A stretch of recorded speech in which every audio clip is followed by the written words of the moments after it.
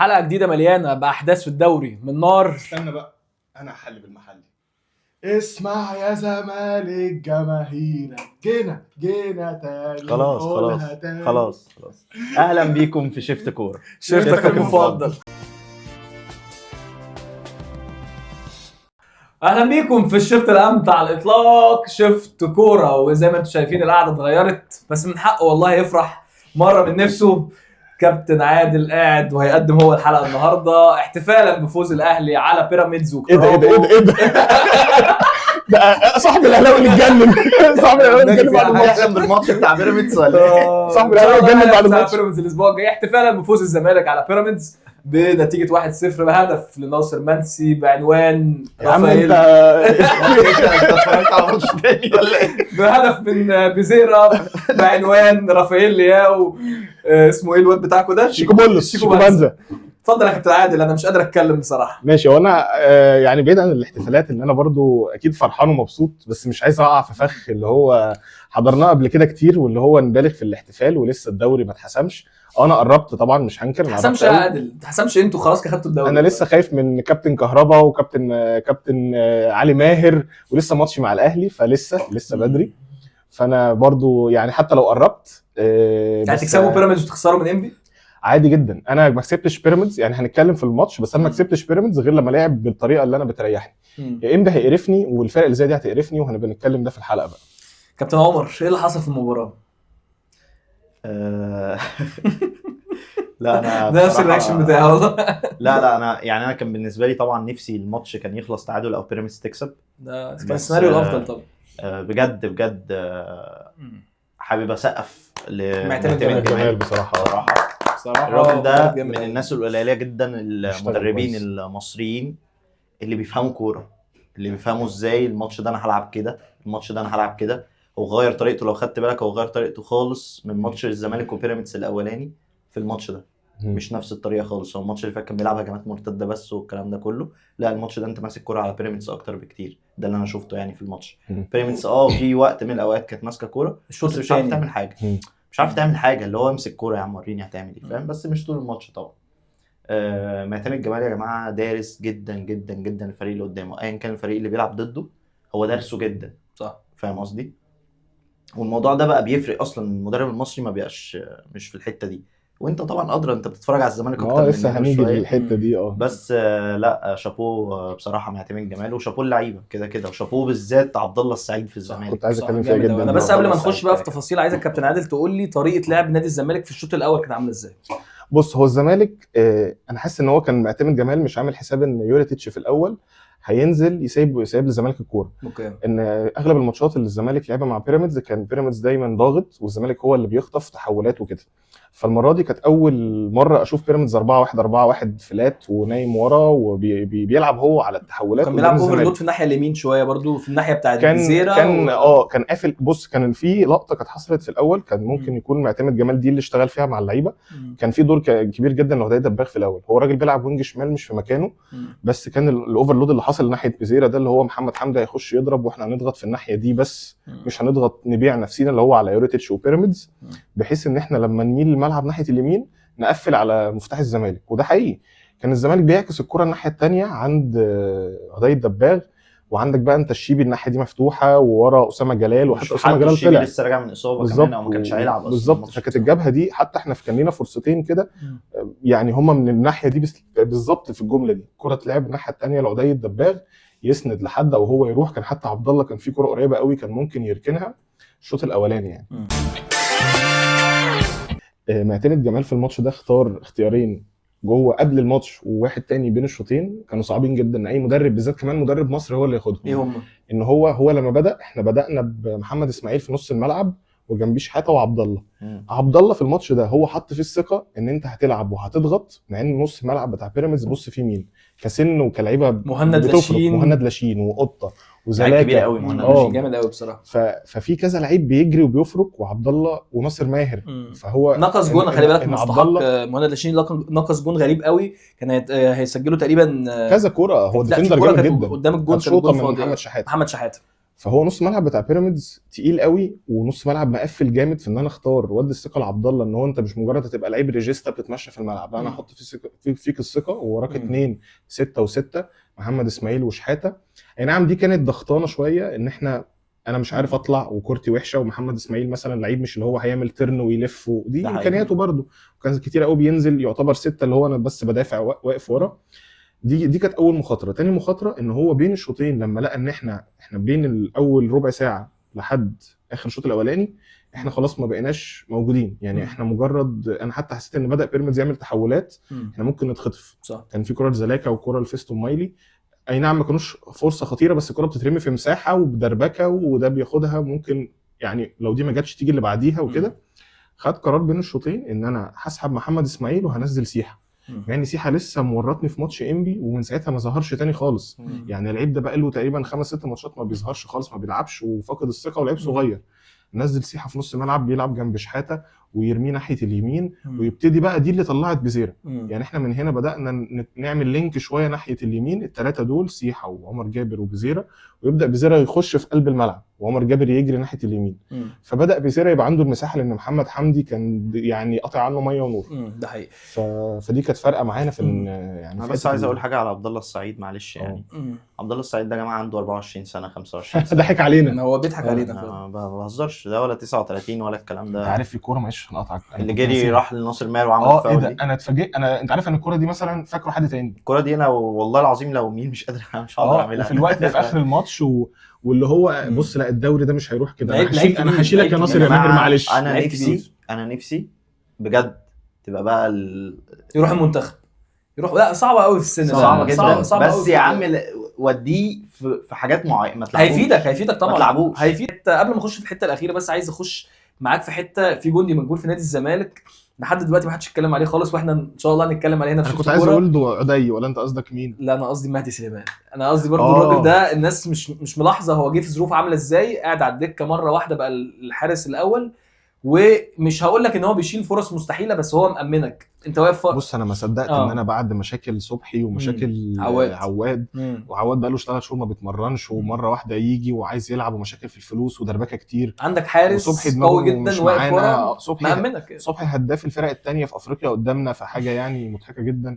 فانا كنت محتاج ان انا ابقى واقف معايا جون، يعني تحت واحد يقف تحت 3 خشبات بس. كابتن عمر، كان في ناس تتكلم كتير قوي عن تهور مدرب بيراميدز بالذات في الاحداث الربع ساعه الاخيره من المباراه، ان هو كان بيهاجم بشكل متهور جدا، اللعيبه كلها كانت قدام، ما كانش في غير 2، والزمالك اصلا فريق بيلعب على التحولات كويس جدا.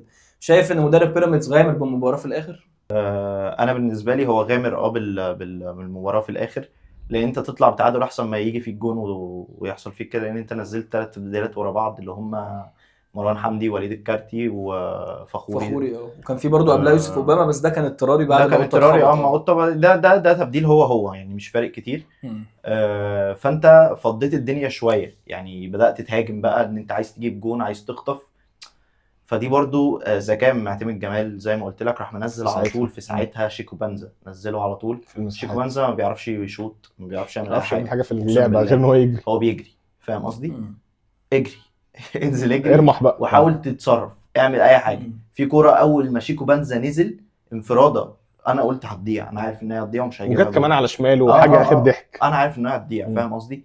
فهو ما بيعرفش يشوط. هو ممكن يكون بيعرف يباصي، مفيش لاعب كوره ما بيعرفش يباصي حتى بالممارسه، فاهمني؟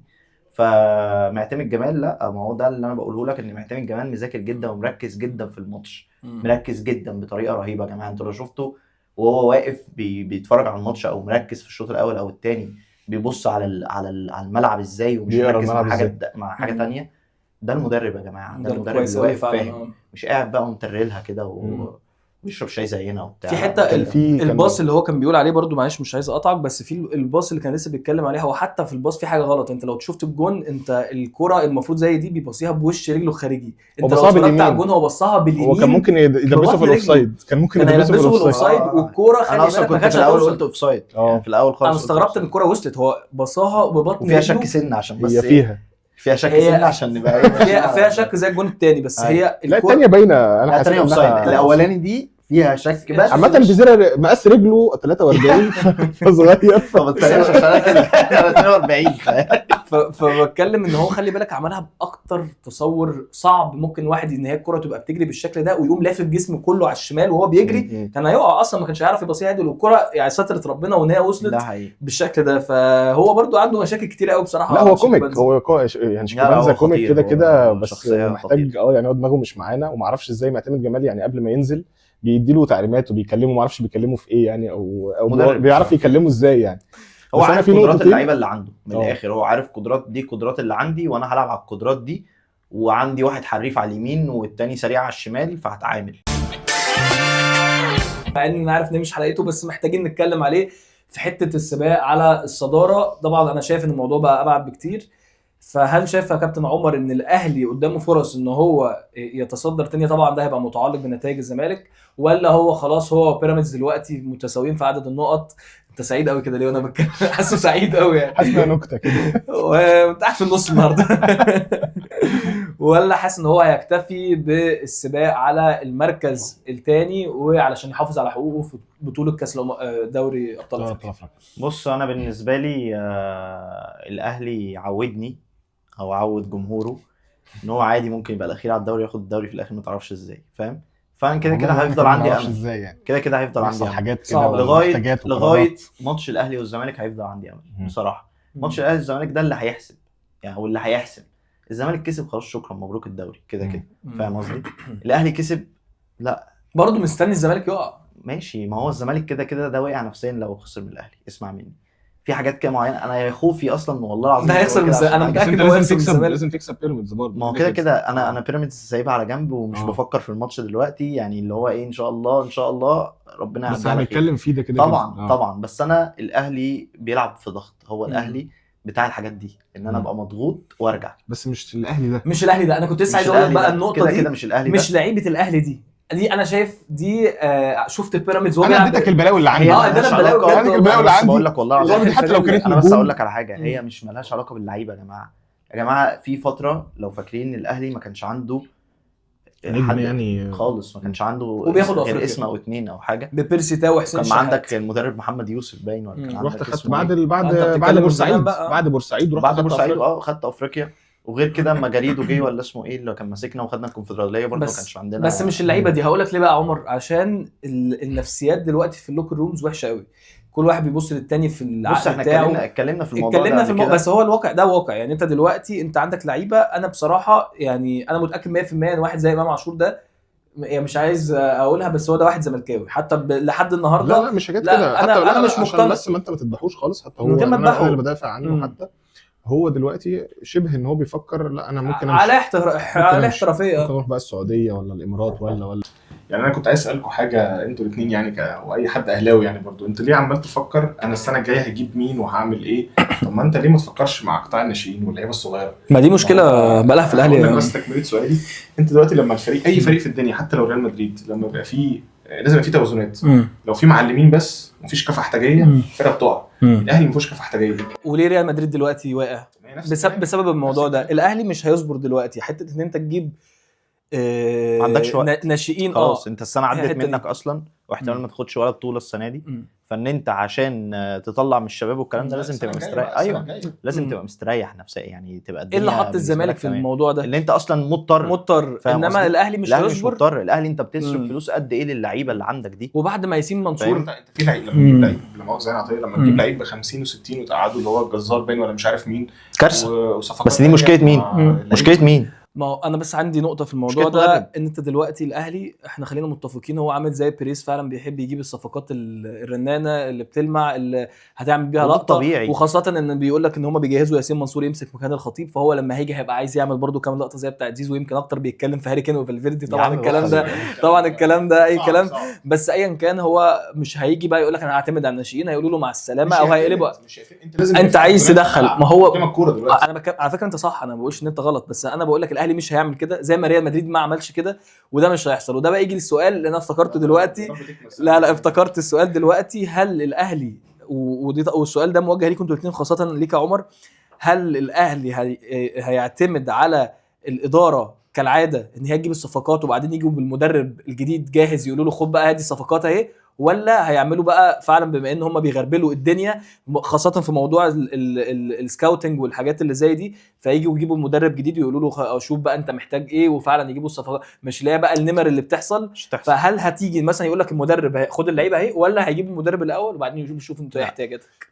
ده أهم حاجة. 60 او 70% من صفقات الاهلي السنه الجايه اتعملت خلاص وانت ما جبتش مدرب جديد. يعني هي زي كالعاده كالعاده طبيعي خلاص، انت 60 او 70% زي ما بقول لك، انت لسه هتجيب صفقات تانية، وفي صفقات اتعملت خلاص واتمضى عقودها، بس طبعا مش هجيب سيرتها دلوقتي. مش هينفع ان انت ابراهيم عادي ماشي، ده واحد معروف ده معروف، بس لا، في ناس كتير تانية ان شاء الله جايه، وناس نجوم برضو كبيره.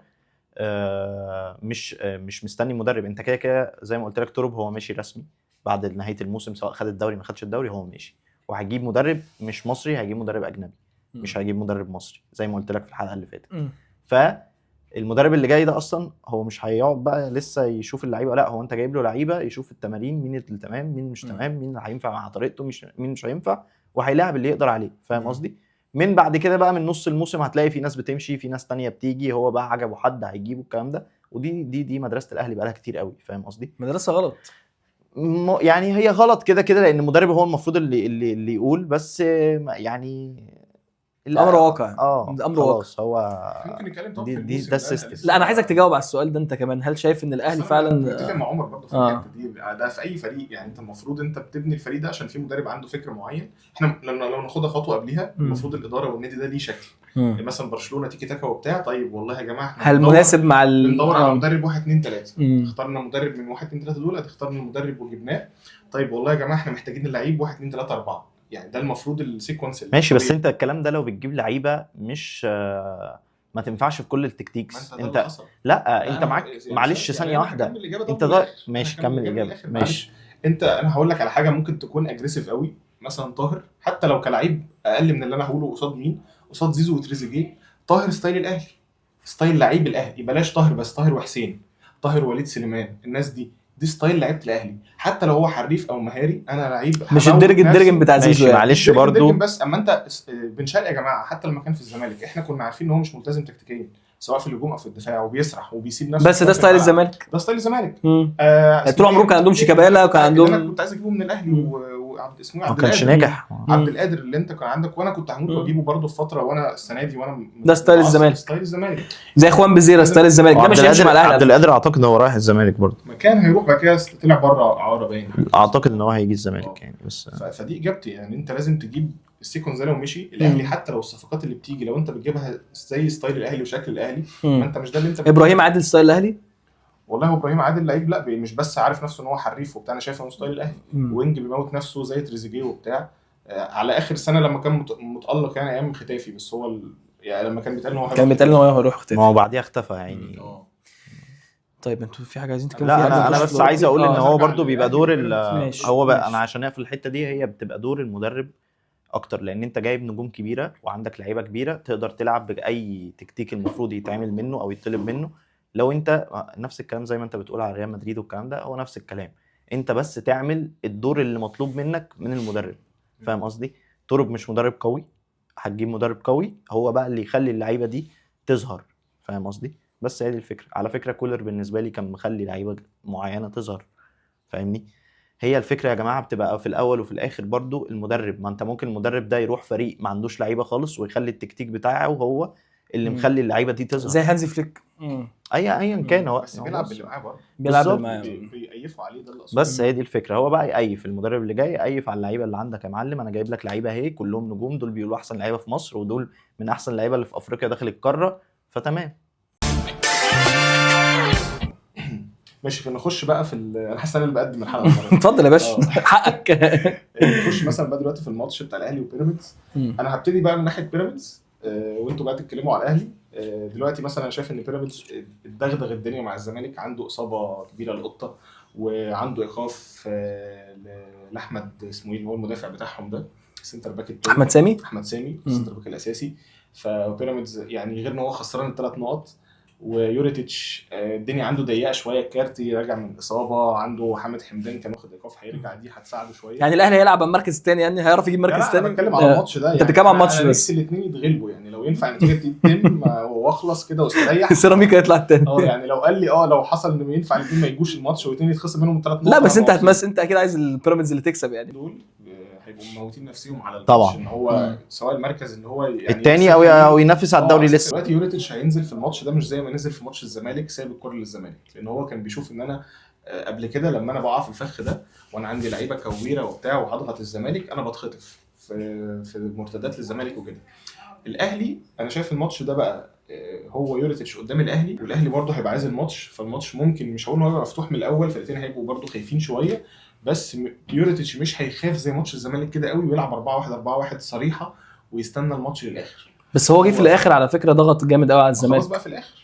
يعني انت شايف ان هو هيضغط من الاول بقى؟ انا شايف ان هو هيضغط من الاول وهيلعب لعبه عادي وهيمسك كوره على الاهلي، وده اللي حصل في ماتشاته حتى اللي قبل كده مع الاهلي. انا بقول الماتش اهلي وبيراميدز ده هيبقى من امتع الماتشات اللي هتشوفها في الدوري الفتره الجايه، لان الاثنين عايزين الفوز والاثنين هيهاجموا، مفيش حد هيمسك كوره على الثاني، الاثنين هيمسكوا كوره على بعض، وهتشوف ماتش بجد جبار. يعني الماتش ده هيبقى يعني ككوره انا شايفه هيبقى اقوى من ماتش الاهلي والزمالك، لان الاثنين هيبقوا نازلين مقلقين شويه من النتيجه. فاهم قصدي؟ كفايه كده كلام قوي في حلقه المحلي النهارده. بس قبل بقى في الحلقه عايز توقعات، احنا ما عملناش لحد دلوقتي الفايز بلقب الدوري واول 3 كده بالترتيب للدوري المصري. سيراميكا ها ان شاء الله هناخد الدوري. الزمالك. ومين التاني بقى؟ ما ده دلوقتي بقى السؤال. ده السؤال دلوقتي. زمالك واهلي بيراميدز. زمالك اهلي بيراميدز.